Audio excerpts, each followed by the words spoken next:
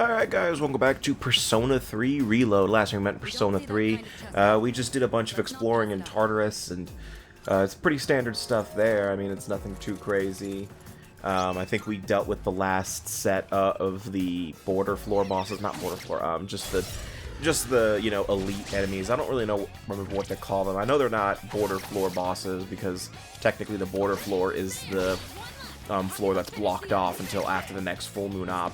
But that's not going to be for a while. All right, you won. Great work out there.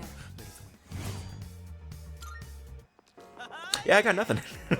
I mean, it's just exploring Tartarus. I told you guys that exploring Tartarus is a little boring, especially towards the beginning of the game, since there's not really a lot to do in Tartarus. You know, we haven't learned about monad doors or the clock system or rescuing hostages and stuff like that. We haven't learned any of that stuff, so that kind of stuff is not stuff we're really learning about. We're not really doing because there's just not much to do in Tartarus at the beginning of the game. I praise Persona 3 Reload for making grinding in Tartarus not that much of a chore like it was back in the original.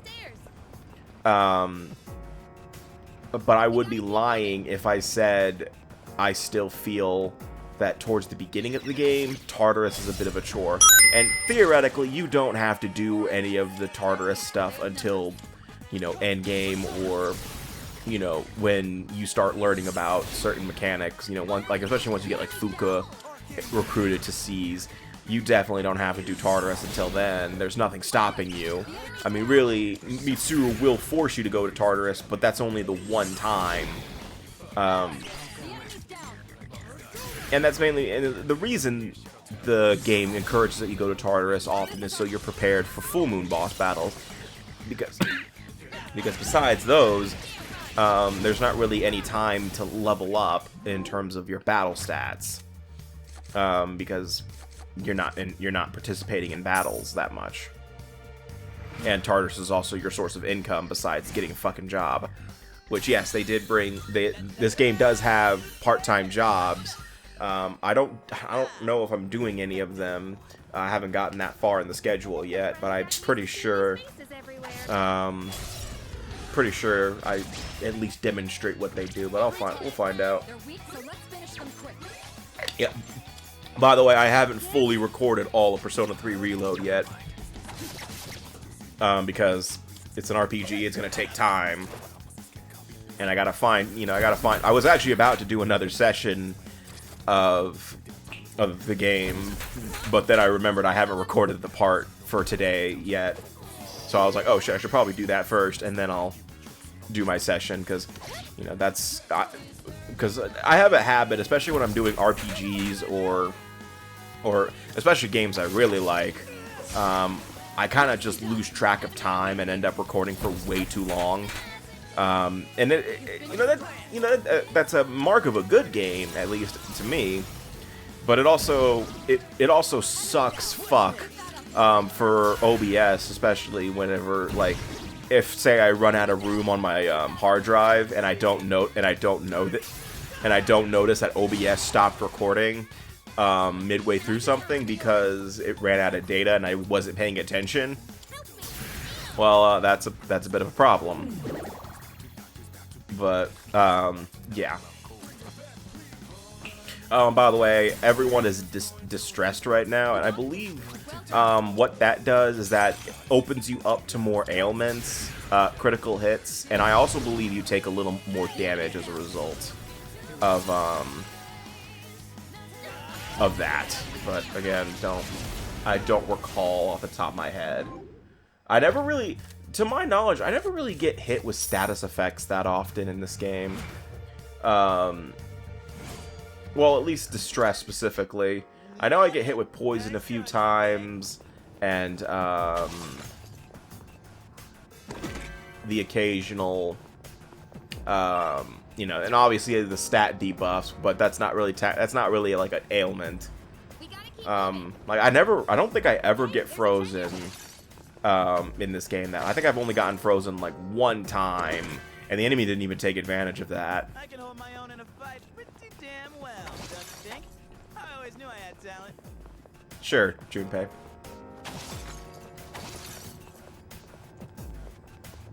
Doesn't that...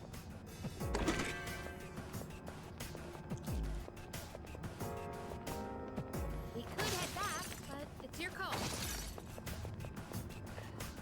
That is another thing I mentioned. I don't know if I mentioned, but there are conversations that the characters do have depending on who's in Tartarus with you. Some of them are pretty funny, but like they're like pretty, they're like pretty, in character stuff. Like they ask like, what's the deal with whatever floor, whatever area of Tartarus we're in, or they ask like a personal question about each of the characters, or they comment on something about each other. Like, I think there's one that Junpei says about Mitsuru's voice sounds like him getting stepped on, which is a whole can of worms I don't want to get into. But, there's stuff like that. Persona 5 had this too with Mementos, but I don't recall showing it off that. I don't recall running into many of those, because I honestly probably wasn't paying attention, to be frank with you. But it really only happens like if you're running around Tartarus for a while and, the action's getting stagnant and they just want something interesting to happen. Plus, also, most times I just interrupt it with engaging into a battle or opening a chest.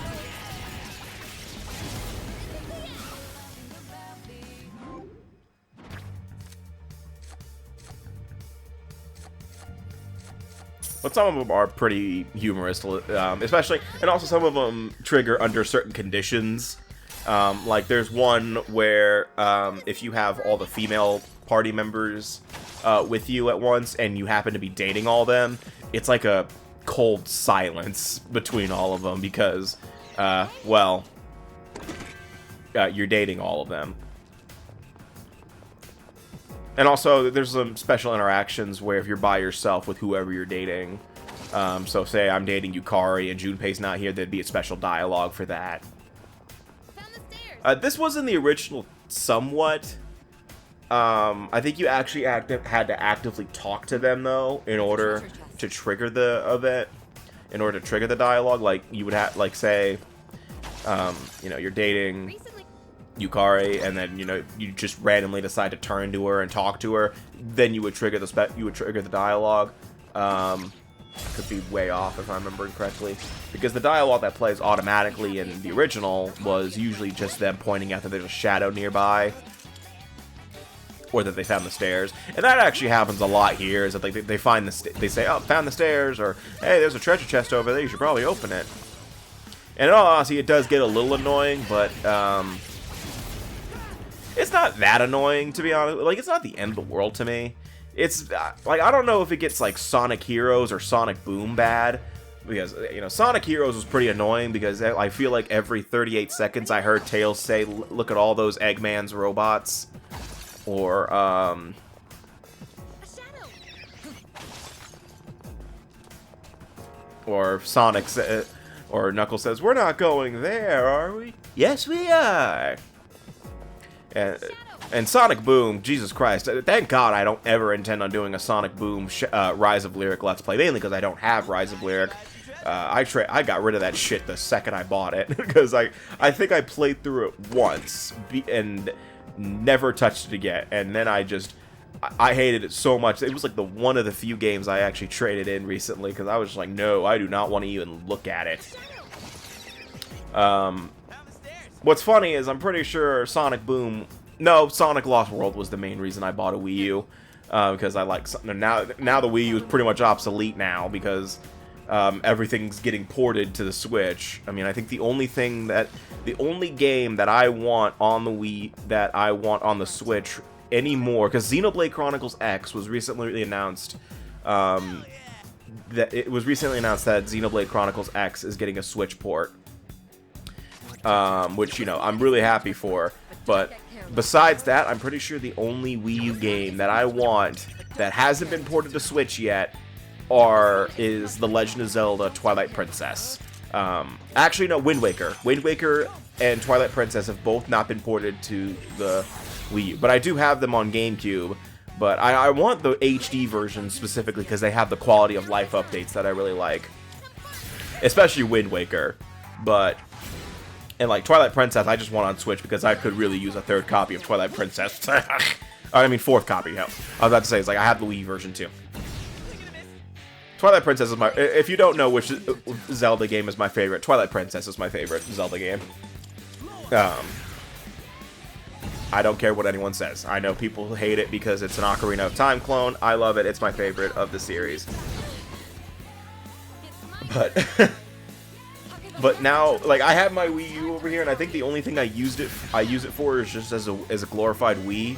Because I did use it for Metroid Prime Trilogy, but my copy is my Wii U's acting up every time I start it. To where I mentioned this back in my Zero Mission Let's Play, where for some reason, whenever I play Metroid Prime Trilogy, it would let me play for like 2 minutes, and then suddenly I wouldn't be able to move anything. I wouldn't be able to move Samus at all. She would just keep going forward, depending on what direction on the analog stick I'm holding, and my Wiimote was not picking up anything in terms of, you know, pointing at the screen.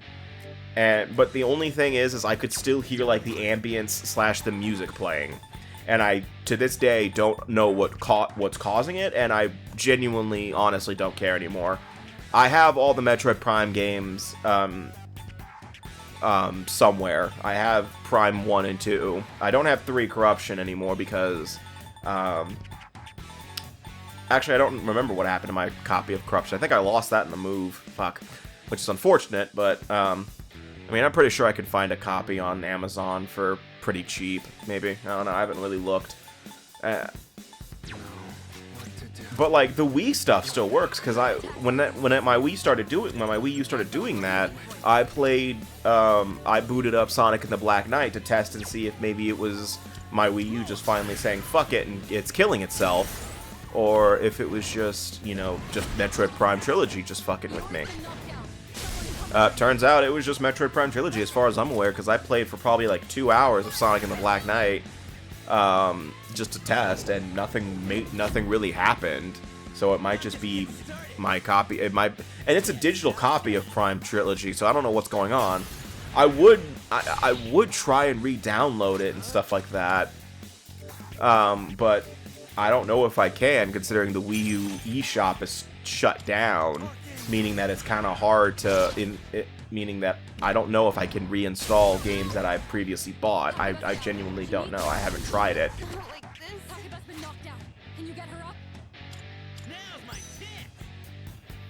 But like, honestly, the reason I liked Prime Trilogy though is mainly because Prime 2 was a lot easier with Prime Trilogy. Especially when you start doing like the boost, the Spider Guardian and shit like that, because you have the Spring Ball automatically. But inevitably, I'm like 88% sure Prime 2 and Prime 3 are gonna come to Switch, or the Nintendo Switch successor, whatever it's called. Because, you know, if they're gonna do Metroid Prime 1, why aren't they gonna do Prime 2 and 3? I really wouldn't understand that. That'd be such a weird thing for Nintendo to do. To only do Prime 1 and not Prime 2 and 3. Especially Prime 2, because, you know, despite me not liking that game, like, I don't like Prime 2.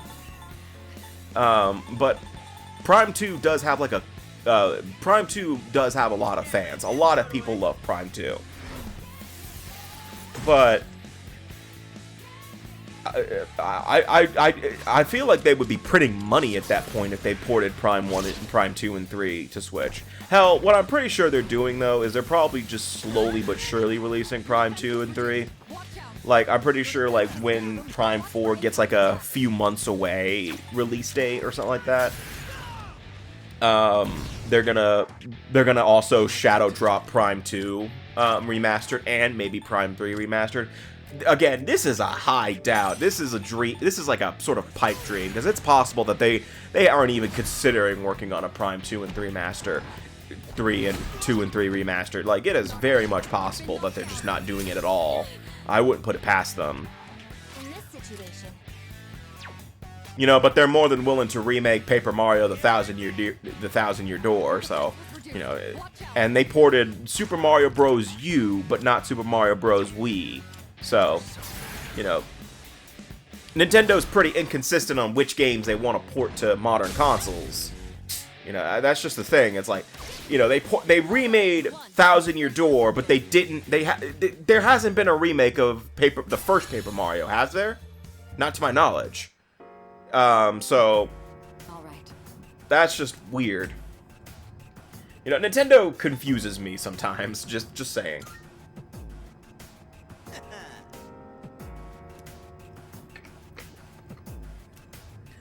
Oh yeah, I also haven't talked about the newest Nintendo thing that they did that I'm not a huge fan of, but I like the idea.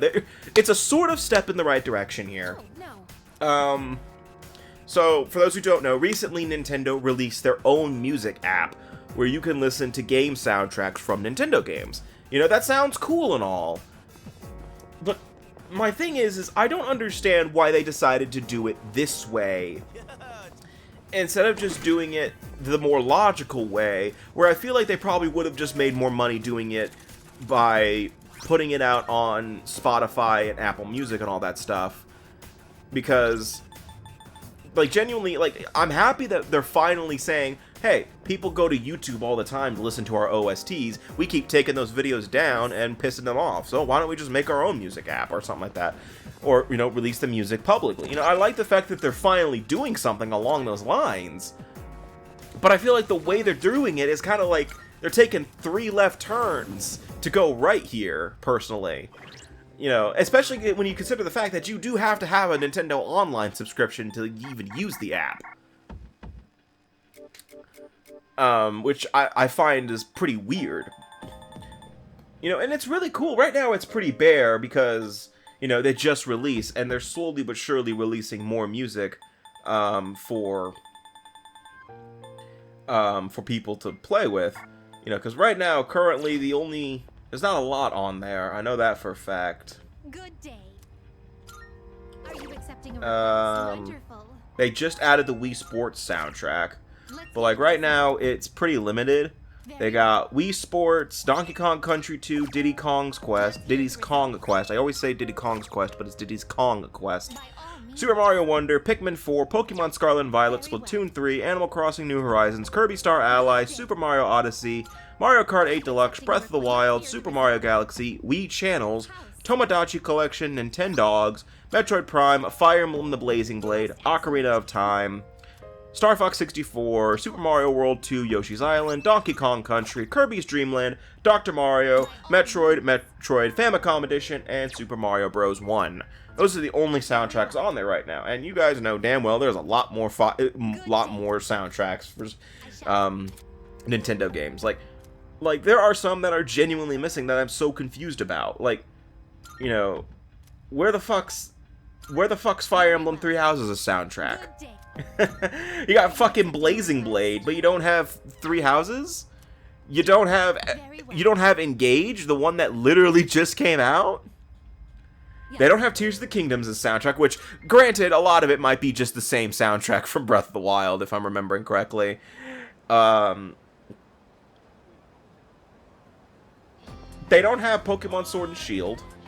But I mean, I'm happy they have Scarlet and Violet. I don't play Pokemon, so... But they don't have Legends Arceus. You know, I know I'm sounding like one of those Nintendo fans who are looking, you know, just going like, ugh, Nintendo did the right thing, but they didn't do it the way I wanted them to. I know I'm sounding like that.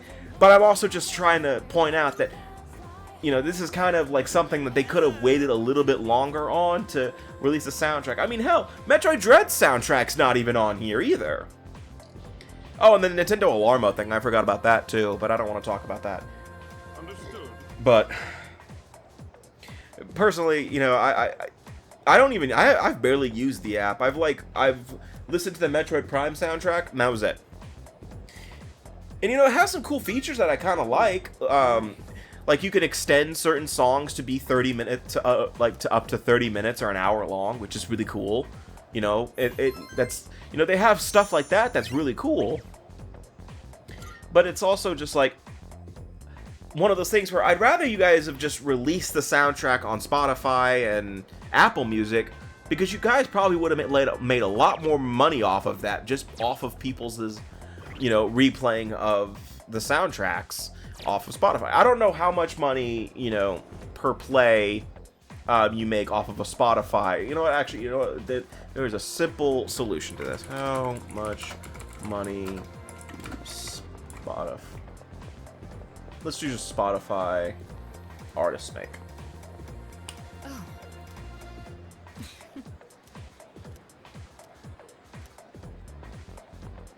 So there are a few factors. The main thing is listener count, contract agreements, geographical location, all that shit. But it is between 3 and 5 cents per stream on average, but it can vary greatly. But what I'm saying here is, if Nintendo releases almost every soundtrack to every video game, or at least a good chunk of them, Sonic Team releases all their soundtracks, at least most of them anyway. I'm pretty sure they took down the Sonic Rush soundtrack, which I'm pissed about, by the way, because I love Sonic Rush's soundtrack. But, like, if you put a good chunk of Nintendo soundtracks on Spotify or Apple Music, I'm gonna think of it. Much obliged. they would probably make bank. They would be printing money at that point, because I know a lot of people, myself included, would listen to probably nothing but Nintendo music when on Spotify. Like, 90% of people's Spotify playlist would probably just be Nintendo music that they like. But again, that's just, I don't know much about the Spotify stuff and all that shit. So maybe Nintendo is doing the right approach for this, and I'm just, I don't know. But it just feels personally like, it feels like they're taking a lot of extra steps for something that can be a lot simpler. And, like, I'm not complaining, it's just weird to me, personally. Like, I feel like they're just taking a lot of extra steps just for something so simple. But again, I don't know. I don't know much about, how this shit works, and especially when it comes to the legality of playing all this music, because for Spotify and stuff like that, because I know Nintendo, threw the hammer down on anyone who streamed Nintendo music and shit like that. I mean, Atlas does that to people if they do nothing but stream Persona music, if I remember correctly. I heard that there were, or no, I may be thinking of another company, but I do know that there are game companies out there that, like, strike down YouTube videos that just do nothing but play the soundtrack because of different reasons.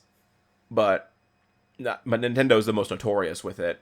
But I'm actually going to cut the part here because that's the end of the part. And yes, we did end Tartarus there. So the next time we meet in Persona 3, I believe I'm actually starting a new session. So I'll see you guys next time for whatever happens next in Persona 3 Reload. And take care.